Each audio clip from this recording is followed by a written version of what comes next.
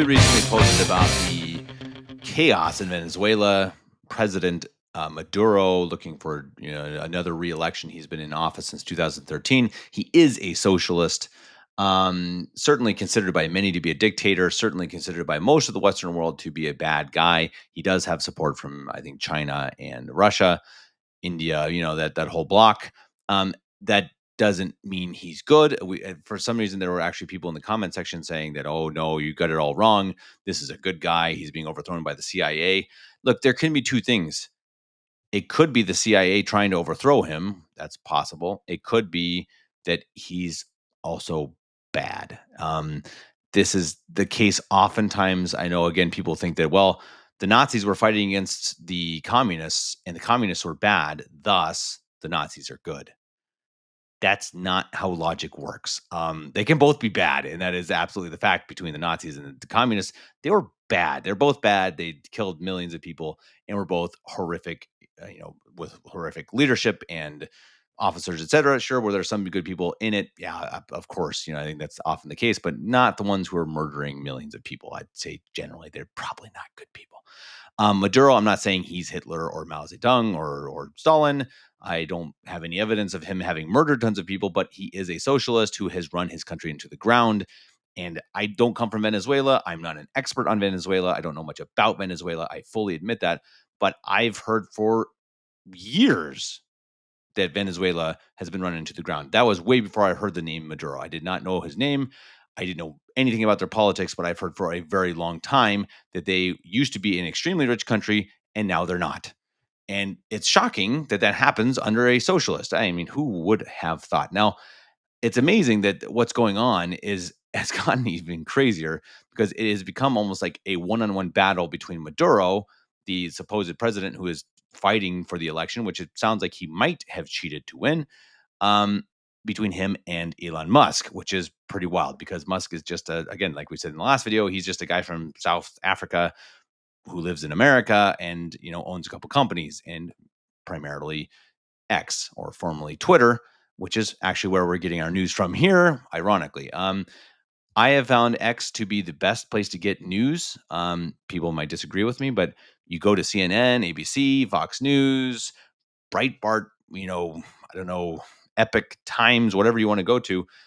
I just don't I don't really trust any of them. So I like going to X because I think you can get a wide variety of information, some of it from the actual sources, some of it not, some of it from pundits, some that's bad, some that's good, but it is actually a fairly open marketplace of ideas, which can be dangerous. I agree with that, but I typically think it is a benefit. It is a good rather than a overall bad. I'm generally not on X anymore rather than to look for news because, well, I do think it's also a cesspit where people turn into the worst versions of themselves, myself included. So let's look at this is from Colin Rugg. Just kind of commenting on what's going on between Maduro and Musk. And I think it's actually since then, this was, I think, yesterday at some point. This was yesterday evening. So more, I think, has even happened. If you guys want to look at more, you can just look on X and follow Elon Musk. Pretty wild. So again, according to Colin Rugg, Justin Elon Musk accepts Venezuelan dictator Nicolas Maduro's challenge to a fight. Just when you thought 2024 couldn't get any crazier, Maduro says, "quote Elon Musk, whoever messes with me dries up. Whoever messes with Venezuela dries up." Elon Musk. I don't quite understand. Again, I guess he's just talking directly at Elon Musk, which is odd. And then he says, "You want to fight? Let's have it. Elon Musk, I'm ready. I'm not afraid of you. Let's go at it wherever you want. Just say where." Elon Musk replied, "I accept." He will chicken out. And Musk, I know he later said something about having he said like only one of us has laser weapons in the sky or something like that. And there's been a lot of videos going around Twitter that are probably not true, about how Maduro is talking to a crowd and saying to keep Musk out of the country and stuff, which it's gotten fact checked on X, Twitter, and I think it's probably true. It doesn't make a whole lot of sense. But even just Maduro coming out in a conference like this and mentioning Musk at all is very strange. I just don't I just imagine, is there even a comparison? Just imagine even if it was in an American election, Biden wins the election, even though many people thought he cheated and then he just goes off like, "Hey, Elon Musk, yeah, if you think I'm lying, let's go and fight. Come at me. Let's go in a ring somewhere." What? I mean, what what is happening? It's again, it's just like every day I feel like the world gets crazier. I mean, we just reported about, these the boxing match in the Olympics where a man punches a woman in the face. He's allowed to fight women in the women's group, in the women's tournament because woke. I mean, this is not going to end well. It's not going to end well. I mean, what is it going to take? Is it going to take a man boxing against a woman and beating her brains out? Then maybe people will be like, "Yeah, this might be a bad idea." Maybe. And it's just crazy. The world is insane. It's truly insane. And it does make you wonder if, I don't know, conspiracy theory alert, that it is just trying to distract us from the real evil that's going on in the background. Probably. It strikes me that we haven't heard from Bergoglio much lately, Pope Francis.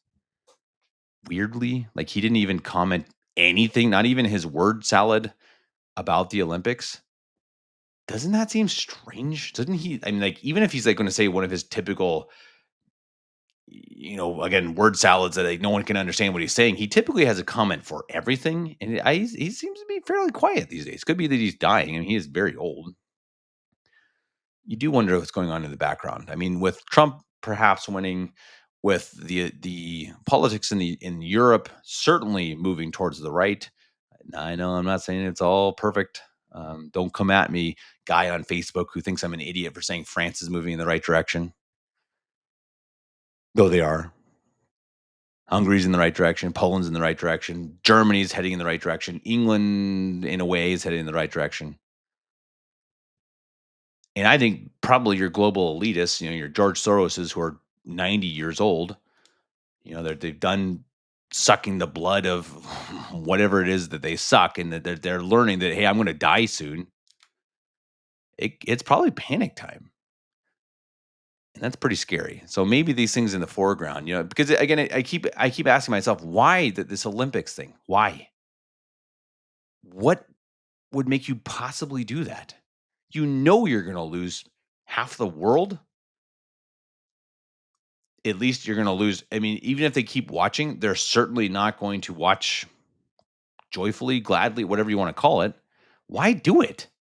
Again, it comes down to, are they all just really, really dumb? Are they really, really evil with some agenda that we don't know, or both? Which is they're both. I think that's probably the most likely. Heaven help us. And again, pray for Venezuela. It's crazy stuff going on. I mean, I would love to see Elon Musk in a boxing match with Maduro, even though I just did say that boxing is probably pretty immoral. Tough question. I think boxing for money, boxing for competition. If you're just sparring with a buddy, good buddy, or dictator from Venezuela, I don't know. Someone let me know. Some moral theologian, some priest, please let me know. What does the church think about boxing? I'm really not sure. I better be careful because I've also kind of said that I need to box a few people on Twitter from back in the day. So I better be careful. If the church frowns upon it, I better not say that kind of stuff anymore. Good thing I'm not on Twitter. Um, anyway, everybody, thank you for your time.